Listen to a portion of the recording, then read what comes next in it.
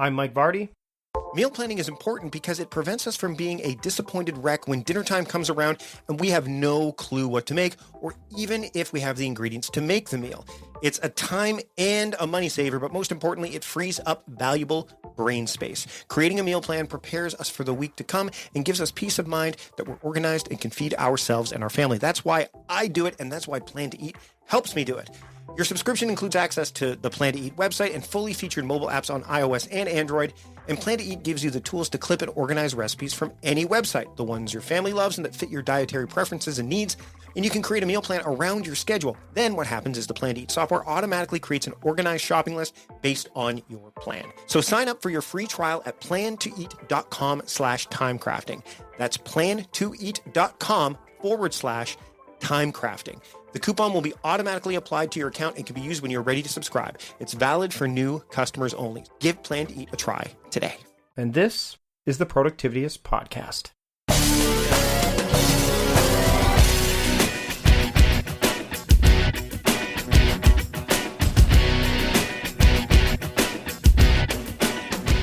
Welcome to the Productivityist Podcast. I am your host, Mike Vardy, and this week on the show, not an unconventional guest, but a guest that I've been wanting to have on for a while that may seem a little bit out of the ordinary. His name is Aaron Mahnke, and I really enjoyed having him on the show this week because I've been wanting to have him on the show for a while. He is the creator of Lore, a tremendously well-crafted podcast. He's also the co-host of Homework and the author of several novels, and he has got a lot going on, and I wanted to talk about the idea of the overnight success with him because he is the definition of an overnight success in that it took him many, many years to get to where he's at now, and Lore kind of is the thing that thrust him into the spotlight in more ways than one.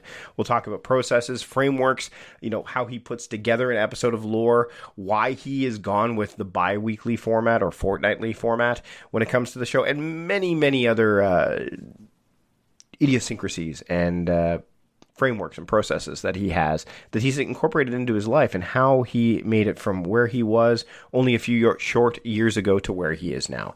Let's not waste any more time. Let's dive right into it. My conversation with Aaron Mahnke here on the Productivityist Podcast. I'd like to welcome Aaron Mahnke to the Productivityist Podcast. Aaron, thanks for joining me this week. Thanks, Mike. I appreciate being here.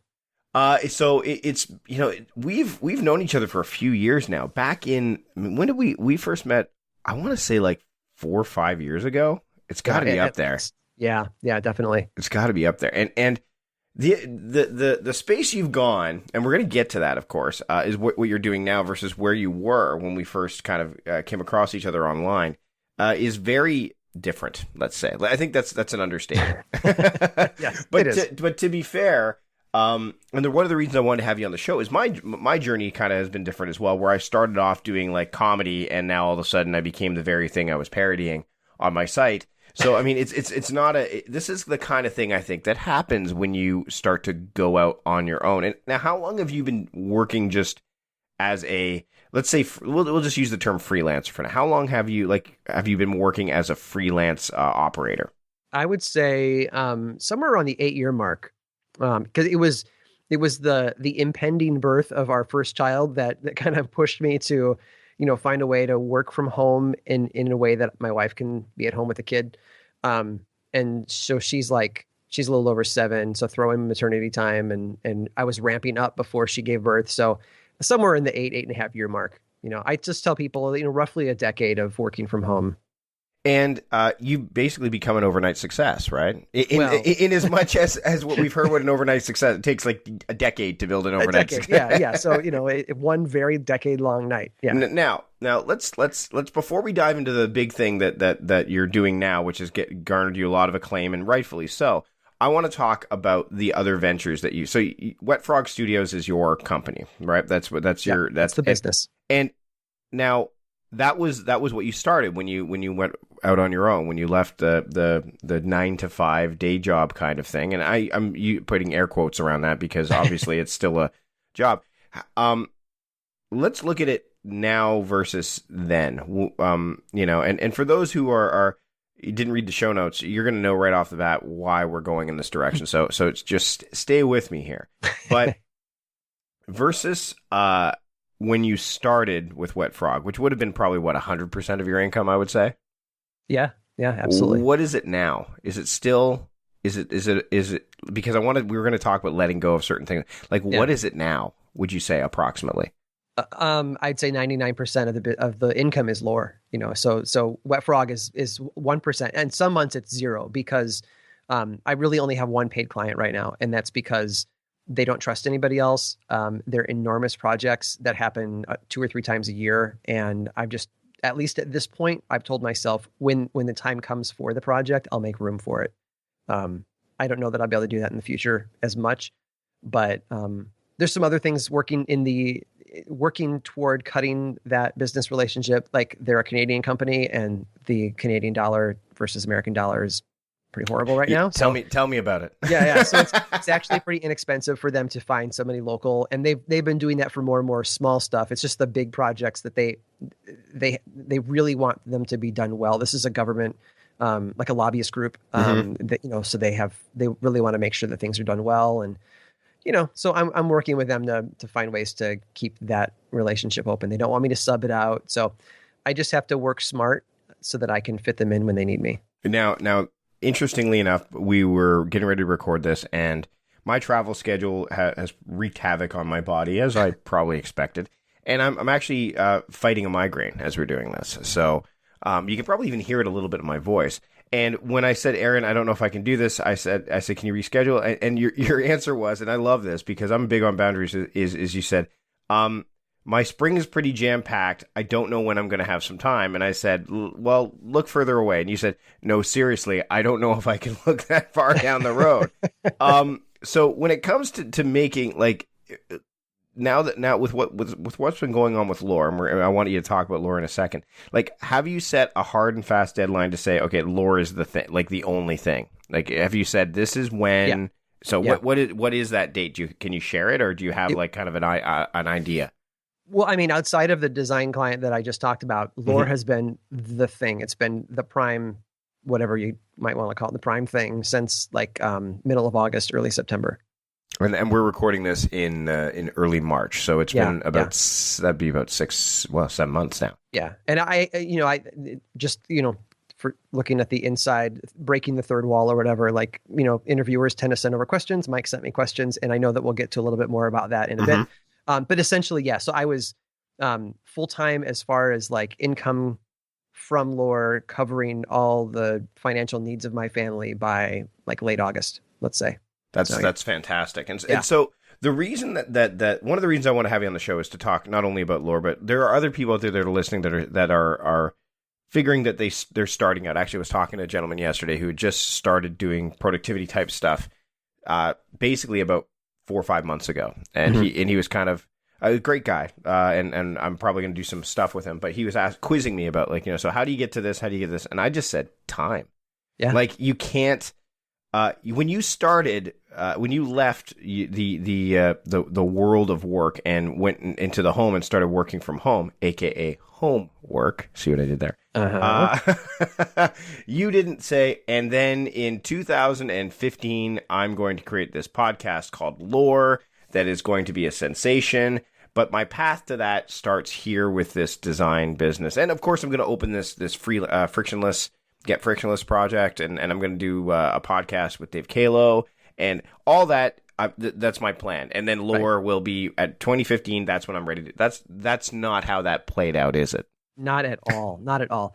I mean, there's, and I don't know if this is a cynical side of me or if this is just a looking back kind of the wise side of me, but I think that everybody who's pursuing a side project who maybe they're not completely satisfied with the thing that they're doing during their day job and they want to do something different. And so they start to explore that. I think all of those people at some point bump into the topic of productivity because they realize, okay, I'm going to try doing 2 things at once right now. So I need to work really smart about how I do these 2 things. And so what you'll see is people will frequently get into this phase in their life where they're getting they're stepping into the water, that productivity and the skills that they need to learn is this new thing, and they almost become obsessed with it. But then you're in the water for a while. Now I live in New England, so the ocean is warm about one day a year, and the rest of the time it's about 20 degrees. So you get in the water and it's freezing cold, and after a while you start to warm up. You start to get used to it. You can start swimming around, and then productivity habits become rote and instinctive. And so when I first started doing my design business, I had to find a way to keep up with just all the client work. So I took on, I think the first to-do app was Things. That was back before they had Sync, and then they had the months long, we're going to try to get Sync right thing. And that's when I left them for OmniFocus, who said, we've already got Sync right.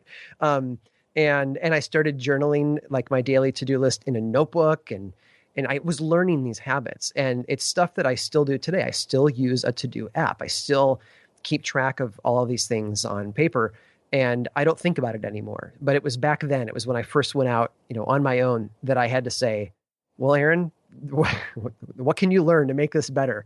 And I think too, I like to look at my life now and say, I'm holding a toolbox, and all the tools that are in it that I'm using in my job now with Lore, I've picked up along the way at different stops.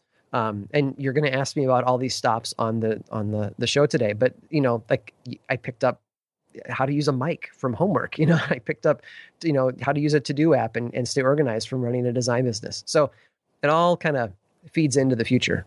Well, it's interesting. I was Eric Fisher and I were talking about this the other day, and he mentioned part of Merlin's an episode of Back to Work where Merlin talked about GTD and how he doesn't really do pure GTD anymore. I think what happens is, and he makes a really good point, and I think that you could probably speak to this as well, is that when you're starting this stuff out, as you just said, when you're just trying to get your head wrapped around all the things that you want to and need to do, whether it's, just at the 9-to-5 job that you have plus balance your family life, because you've got kids and family too, right? Yeah. You don't go in, you go in to learn, it's kind of like when you're in school, you learn how to read and write. So specific things, so that eventually when you aren't in school anymore, you know how to read and write pretty much anything that you want to read and write. Do you know what I mean? And I think that the same thing happens with a tool like GTD, like a methodology like GTD or Covey or whatever, or even like you said, like tools. You learn those things in the formative process of, okay, I'm going through this process right now,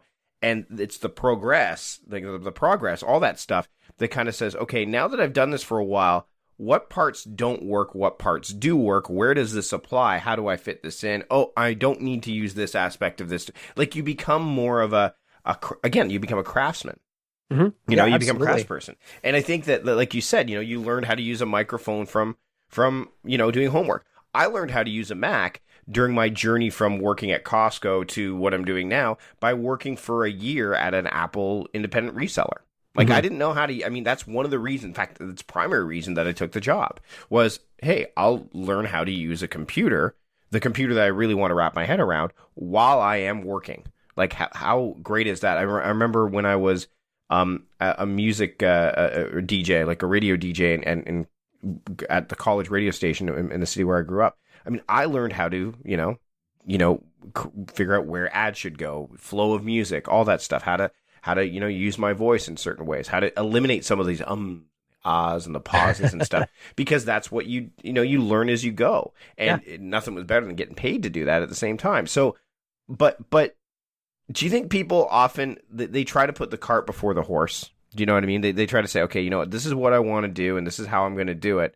And instead of just focusing on the art and maybe the science or the craft of just, making things happen along the way, and then kind of saying, okay, well, this didn't work. Let me change course here and try this instead. Because you did that a number of times.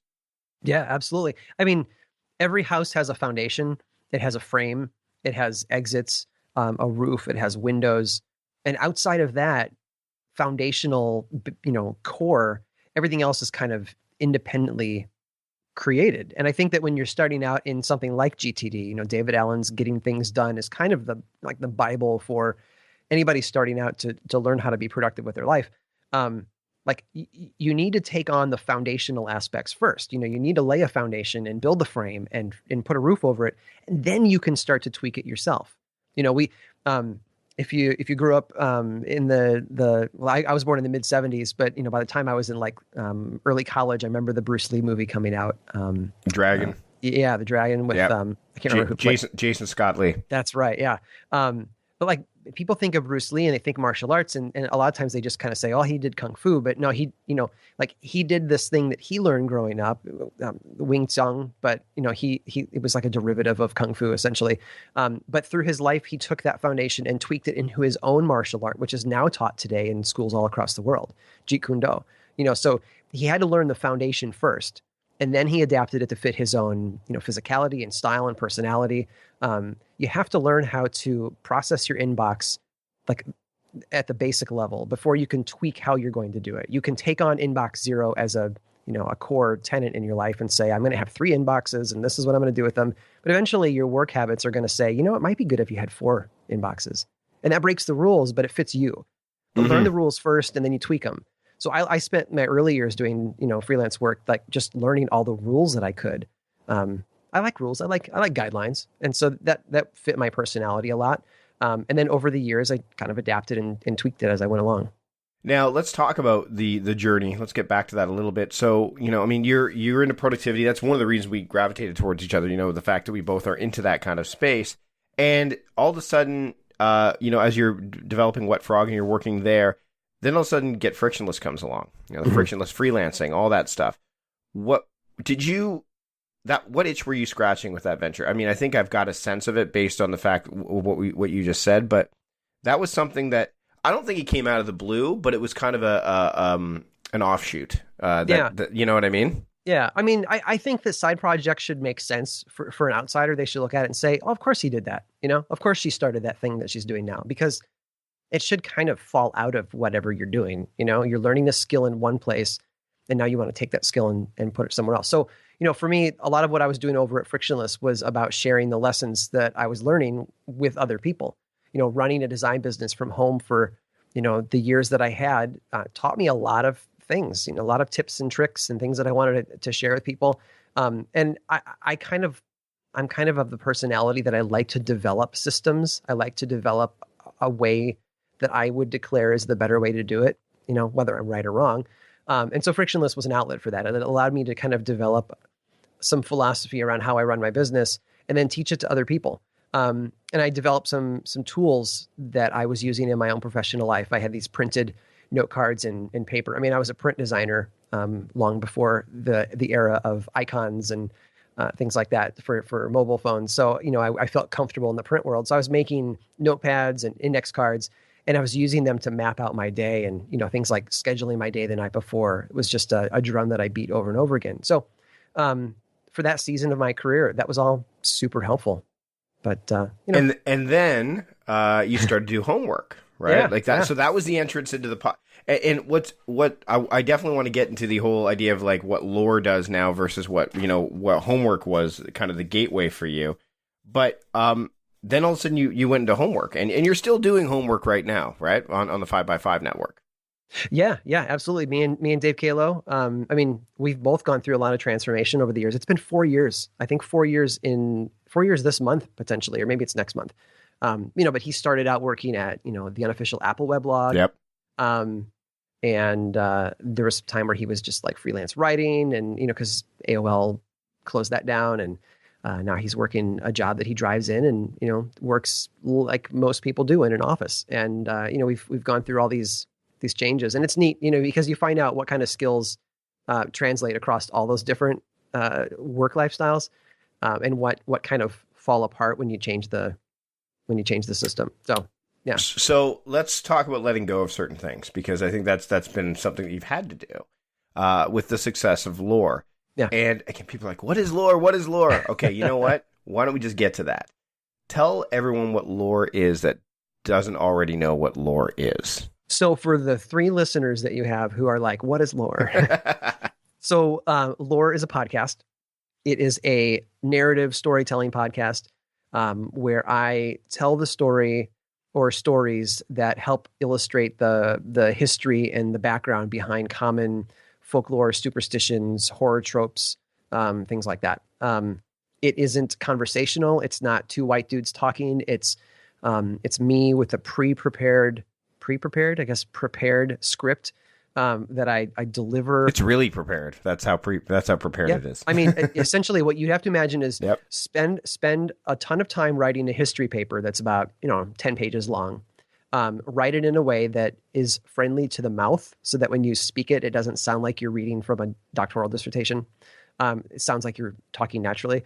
And then practice it enough, deliver that on mic, lay down some background music, produce the thing and put it out. So it's essentially like, I like to tell people it's a campfire story time. It's me telling you dark historical stories, things that happened in the past that are sometimes more frightening than fiction really is. So that's what lore is. And I didn't realize how popular it would be. So it's currently at any given time in the top 40 on iTunes out of, I don't know, 500,000 podcasts that are out there. It's usually in the top 10 of the society and culture category. I have a sponsorship schedule that's completely booked all the way through the end of 2016. It's my full-time job and it's my dream job. I'm a writer. I mean, that's essentially what I am. I'm a professional writer now and I get paid for it. I love doing it. Yeah. So as you listen to this, everybody who's listening, you heard the way that your voice changed as you kind of trailed off there. And it wasn't like it was almost like you finished the race. And I know you haven't finished the race. Obviously right.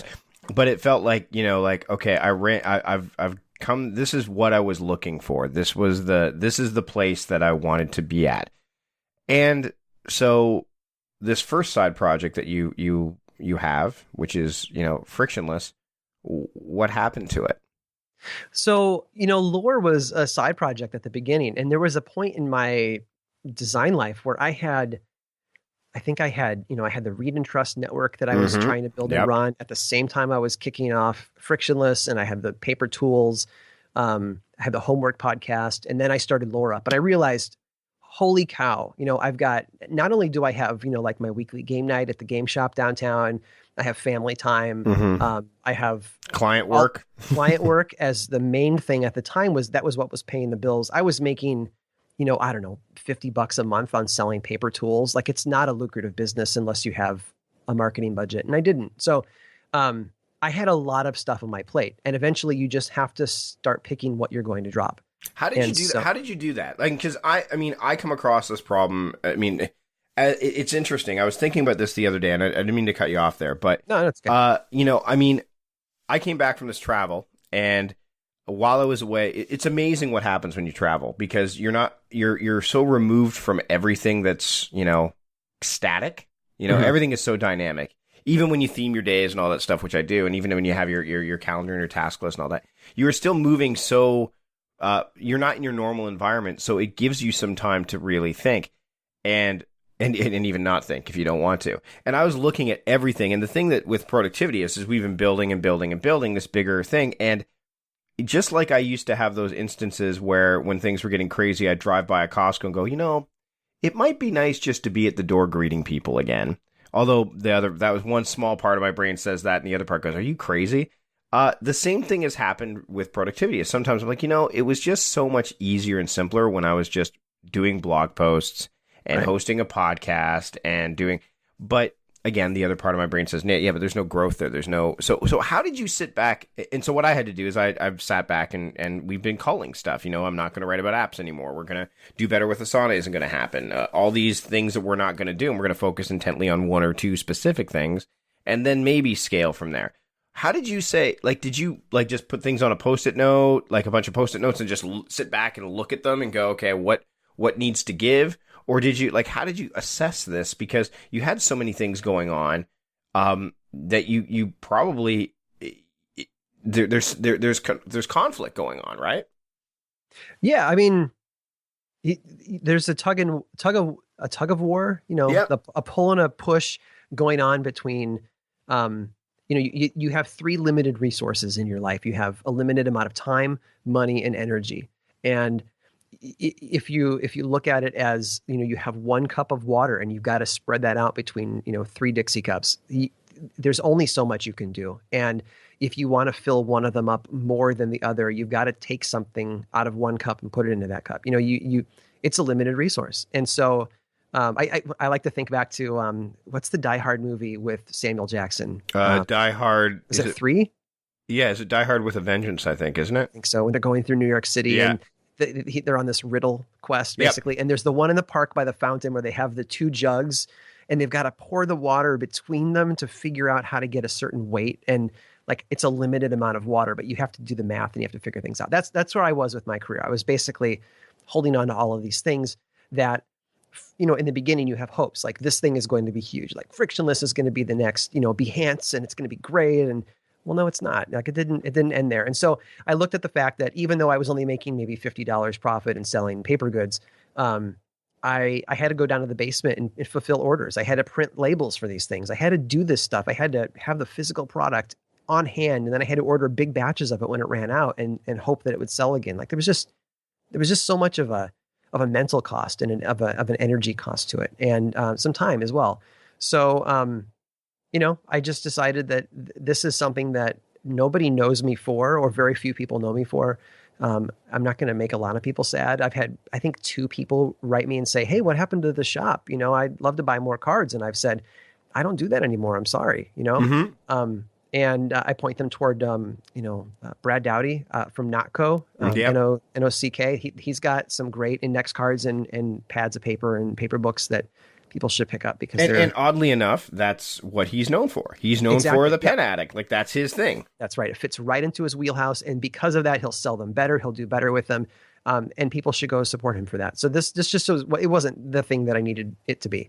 Read and Trust, I cut loose years ago. Yeah, I remember that. But it was my first attempt to see, would people pay for content? Would people? And you've done that a couple times. You've done that with newsletters on a couple of occasions, I believe, right? Yeah. Well, I mean, it was an email newsletter for a while, and then I transitioned it over to like a PDF magazine thing that people would download. But the result was that not a lot of people pay for content, and that made it hard to pay the writers. So, so I have total respect for people who run a publication, where they're paying a writing staff and whatnot. I don't think that you should go the Huffington Post route and not pay your writers, but it's hard to pay people because people don't like to pay for a publication when they can go get a similar article online for free. So, right. So yeah, that was, I just had to make a lot of those decisions, I was doing client work, but I had this itch, all at the same time, like on top of all those things, I've always had this itch to scratch of, fiction. Mm-hmm. I had wanted to be a writer since I was in 5th grade. And I had been dabbling with some writing. Maybe about 3 years ago, I just got really serious and I started to write. I felt obligated because of how I started reading as a kid. I started in the fantasy world. So I, for some reason, felt obligated in the fantasy genre. When I ditched that and I said, what I really love is I love books by Stephen King. I like the supernatural thriller stuff. I grew up on, X-Files and Unsolved Mysteries. I'm going to write in that world. And when I shifted that over, writing became a complete joy for me. And so I wrote 3 novels before I even put Lore out. The 3rd one was released after Lore. I kind of hit the scene, but it was done before Lore was born. So I was writing too. And, when I created Lore, I just assumed that it would be this like irregular thing, just like anything else. And I'd give a couple hours to it each week. And then that changed pretty quickly. I mean, like I said, within a few months, I was full-time supported by Lore. Let's start to shift and talk a little bit about, how you put together an episode of Lore and what's been going. Like you started Lore started when? When did you start Lore? 2 weeks from a year ago, 2 weeks from today. Am I saying that right? In 2 weeks, it will be the 1-year anniversary. So it's less than March 18th. Yeah. So it's less than a year old. So as this episode airs, it's still not even a year old. And you have, the accolades that Lore has received is just insane. You were one of iTunes' best of 2015. You've been featured in The Guardian, Huffington Post, USA Today, Nerdist.com, which of course for nerds is like, wow. You have been really it's just blown up. And the thing is it's less than a year old. So you're still it's still formative, right? Yeah. I feel like the year has simply flown by, and part of it is because when you do that thing that you really love and it keeps you really busy, time does fly by, because when I finish writing an episode, I move on to the next episode and I write it, I'm in this constant race of all right, let's write the next one. Let's write the next one. And then I have to take breaks to record, and I have Patreon rewards that I need to prepare, things like magazine transcripts and whatnot. And like it all keeps me busy. Yep. And now let's talk about the process of putting an episode together. So how long does it take you to write an episode generally? 40 hours. Wow. So that's a whole week. It's basically a whole week. Yeah. So lore I release on a 2-week cycle. If you're in the UK, that would be fortnightly. If you're in the US, so it's bi-weekly then. Yeah, exactly. So every other Monday, Monday the 7th is going to be a release day, and then 2 weeks after that, and 2 weeks after that. So anytime I can get ahead on the writing schedule, I'm buying myself a couple of weeks, which is really great. What do you think? What do you think about the bi-weekly? Because I mean, it's funny. We're going to make some changes to the Productivity is podcast, which I'll talk to you a little bit after we're done recording, because I've not shared it with a lot of people yet. But everyone is, you can't have seasons. You have to go every week. You can't to me that seems rather, short-sighted. Especially if you're putting together something as high quality as lore is. You can't just, and it's just you. That's the other thing too, right? Yeah. I mean, somebody would say, well, then you hire a research assistant, but that's not simple, because I don't know what is episode worthy until I've researched it. And if I'm trusting somebody else to research it, then I'm giving up my opportunity to let my intuition say, no, that's not a good story. I spent 3 days this week writing what I thought would be episode 32 and realized, laying in bed Wednesday night, this is complete and utter crap. I'm forcing it I'm trying to make it into a lore episode when it's not lore material. It didn't even fit into the folklore category. It was just, it wasn't right. And so Thursday morning I sat down, I moved it to an archive where I might, mine it for something later, and started a brand new episode, a brand new episode 32. And it's actually turning out to be one of my favorite of this year so far. But sometimes you just you don't know what's going to happen. You have to I can't trust another person to do that for me. I thought, well, maybe I could trust them to sell my ads, but then I'm giving up a percentage of my ad sales, and anything I can earn helps support the family and keeps the lore independent, and all that. It allows you to stay, again, remove certain elements from your life that are taking you away from lore. So again, the temptation to go weekly hasn't even crossed your mind. It has. And in October, October is the month of Halloween. A lot of people say that I have a scary podcast. That's not really what I'm aiming for. But the material tends to be a little dramatic and dark. And so for Halloween, for the month of October, I decided to do weekly episodes as a gift. Based on the every other week schedule, it actually turned out to be 5 episomes in a row. And it just because you're doing it Mondays, right? Yeah, Mondays. So you will have 5 episodes. Yeah, one will come out on Halloween, actually. This coming year, yes. But this past year when I tried it, it was 4 weeks in October, and then the very first week of November when I thought I'd have a break. No, that was actually back on the biweekly schedule. So I did 5 weeks in a row, and it killed me. It was just, I got sick in November because, when you work really hard and then you crash and it all falls apart. So what I've learned is you have better stats. You grow faster when you do weekly. You probably float higher up on the charts when you're doing weekly stuff because, it's a bell. It's not a bell curve. It's the long tail graph. It's quantitative data. Yeah, it's easy. It's easy. Whereas qualitative data is much, much more difficult to measure. Right. So I have a slower growth pattern on a biweekly scale where, launch day is enormous and then it tapers off like you'd expect. And then 2 weeks later, it picks up again. Every episode has been bigger than the last, except for this little blip in October when I did the weeklies and it killed my stats and did something weird. And so, but for the most part, lore grows every episode. It's insane. It is just absolutely insane. I never expected this. The first day that I put out lore back a year ago, I had 70 listens. Wow. So, and how many do you have now?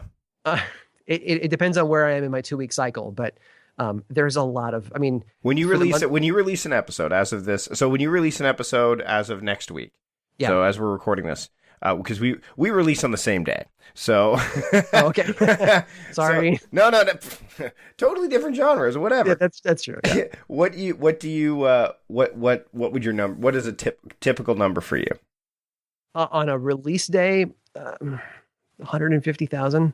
Yeah, don't say that as if it hurts.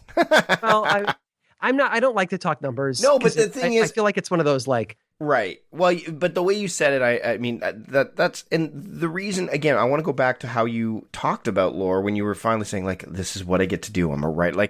it's not about the numbers. I know that it's not about the numbers with you. What I wanted to illustrate there is that people who are in this position where they're like, look, I'm trying to make this other stuff work, and there's this really big thing that I want to work on, and I'm no different. We all have those things. And here's what can happen when you say you're not throwing caution to the wind, because you've mapped. I mean, you've got, again, like you said, you've got a foundation in place. You've got a framework in place where you could say, look, I'm going to give this a go. And if it works, great. You did that with Frictionless. You did that with, you've done that with, you did that with Read and Trust. You did it when you left the work world and went to go work at home. Many of us have.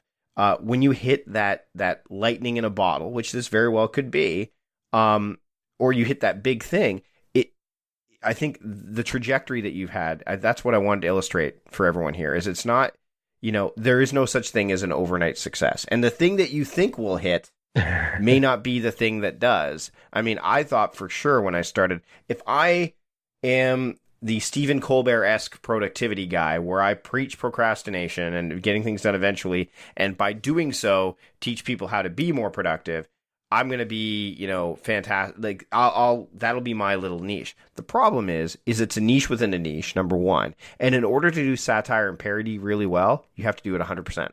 You can't, it's the same reason when I was doing comedy where people said, oh, you should do stand-up. Like, I was doing stand-up, sketch, and improv. Again, those glasses, right? Like, which one was I doing better than any other one? Not any. I was doing everything okay. Do you know what I mean? And so eventually what happens is you have to decide, you have to pick your bucket. Yeah, absolutely. You do. And you build your systems. I'm pretty religious with how my week flows. So I know that I can get the writing done in a week. Do you theme your day? Do you theme your days? Like, I know a lot of podcasters and a lot of people, like, are you at the point now, because you've been able to fine tune your week to like, okay, this is my primary thing. Do you say, okay, well, Monday, this is generally what I work on. Tuesday, and then you have OmniFocus kind of guide the specific details of those days? Yeah. These days I'm on Todoist. I've been there for about a year and I love it. Right. Me too. So basically, I had tried originally to set up a 2-week rhythm. Right. I found that my mind likes the weekly rhythm. Every Monday I do this. Every Tuesday I do this. Right. Because there are weekly things in my schedule. And so it's weird to say like, okay, on this Tuesday, I record after I get back from lunch with my wife. But the next Tuesday, I write when I get back. Like I needed a bit more consistency. You want to wake up every Tuesday and go, oh, today's recording day. Yeah, which is how I've gotten ahead on writing the episodes, because now I'm writing the same amount every week instead of every other week, and it's helpful. So 30 to 40 hours to do an episode, and then the other half of my time in that 2-week cycle is like business admin. I've got media obligations. Like I don't know how many interviews I've done in the last, I'm looking at my notes here because I'm in the folder. I have 31 interviews that I've done in the last year. Jeez. It's just like I have email from listeners, if you want to call it fan mail or whatever. I get a dozen a day, and I write back to everybody. I've got, future stuff that I'm planning and changes to the website and all that stuff, and I like doing all of it. I've turned down, I think 4 different network offers, from big podcast networks that want me on, because I like controlling it all myself. And maybe that's a flaw, but right now it means that, any penny that I do earn is mine. It supports the show. It means that I can continue on in the future. I don't have to worry about, and you have the freedom to choose what you want. I mean, that's right. I'm the boss. Yeah, you're not beholden to anybody. It's the same reason why when people say, "Oh, well, and I was going to write a book on Todoist, and I thought, I don't want to be the guy who chases apps and stuff like that. That's one of the reasons. But there's also like people have said, "Oh, well, you become the Todoist guy or the Asana guy or whatever." Then all of a sudden it compromises you a little bit. Yeah. I mean, I don't want to be, and just like if you joined, let's say, whatever, there's a multitude of podcasts. You all of a sudden you fall into that category. And let's face, before we wrap up, like, what shows inspired you? I mean, I know there's a post that you have about why you started Lore and why you created it. But what shows kind of, like, as you were getting ready to craft this new venture? Like, what inspired you? I mean, I know that there was I listened to Mike Hurley do the the history of the iPhone, the history of the apps episodes that he did for what's the name of the show? Oh my goodness, on Relay. I can't remember the name of the show right now, and he's going to kill me. But anyway, and I thought this is fantastic because he took a tech show and basically crafted it serial style. You know what I mean? What shows kind of inspired you to kind of say, hey, this is the way I want to do it? Because I know you don't want to do just and I knew you didn't want to do just another show. Well, I mean, I a year ago and even today, I don't listen to a lot of podcasts. I listen to, a Talking Heads podcast. It's called Still Untitled. It's with Adam Savage from the Mythbusters. Yep. It's from tested.com. It's their crew. So Norman Chan, Will Smith, not that Will Smith, but Will Smith. I think actually his Twitter handle is like not that Will Smith or something like that. And then Adam You Savage. listen to a lot of audiobooks though, don't you? I do listen to a lot of audiobooks. Yeah. Although when I'm really in like a writing phase where I'm cranking out a lot of episodes, my reading, even if it's audio reading, drops off the face of the earth because I just can't maintain a mental space for them both. Cal Newport and I were talking about this the other day where we said when we're writing, like, I love to read a lot of nonfiction, but once we start writing like book stuff, we have to only read like fiction because if we read nonfiction, then our work is going to be kind of, things are going to fuse with our work and it's going to be too, so I totally get that. And I don't listen to a lot of podcasts that much anymore either. I've been doing a lot more reading than, and it's just because there's just so much. There's a lot, there's so much great stuff and it's getting better every day. Yep. The stuff that's constantly in my podcast feed would be The Illusionist, that starts with an A, not an I, from Helen Zaltzman in the UK. She's a fantastic storyteller and she talks about the history behind words, which is, for me, that's like candy. 99% Invisible with Roman Mars. Yep. He's amazing. And Criminal, which is, if you go to, I think, thisiscriminal.com. All three of those shows are on the Radiotopia network. Amazing storytelling. I discovered all of them, except for Criminal. I discovered all of them after I started Lore. There's another show on their network called The Memory Palace, which in a lot of ways is very similar to Lore. And people have drawn comparisons to them. I discovered it a couple of months after I started Lore when somebody said, wow, this sounds like The Memory Palace. And I was like, well, I don't know if that's a compliment or not. Let me go listen. And then I kind of, digested his back catalog. He tells stories with a lot of heart and it's a lot to aspire to. And that's the thing, like one show will inspire another show for a lot of people. There's now a whole slew of, shows that have been inspired by Lore, basically one person in front of a mic reading a prepared script and then laying music underneath it. I don't know if we can say that I invented some sort of a genre. I'd say that Memory Palace maybe did, but I didn't know it.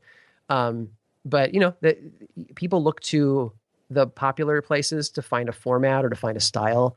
I like to kind of dip into the variety because it helps me not get stale with what I'm doing. 99% Invisible is essentially like a brilliantly done audio version of a really good Fast Company article, where you've got the writer of the article's voice, but then you have the voice of quotes, you have the voice of other experts, sound effects or the images. Like it's an audio magazine, and I love it. It's just so well done. Well, and Roman was at Podcast Movement last year, and he did a fantastic job, and you're going to do a fantastic job this year at I Podcast hope so. Movement. I'm actually talking about earning an income from podcasting.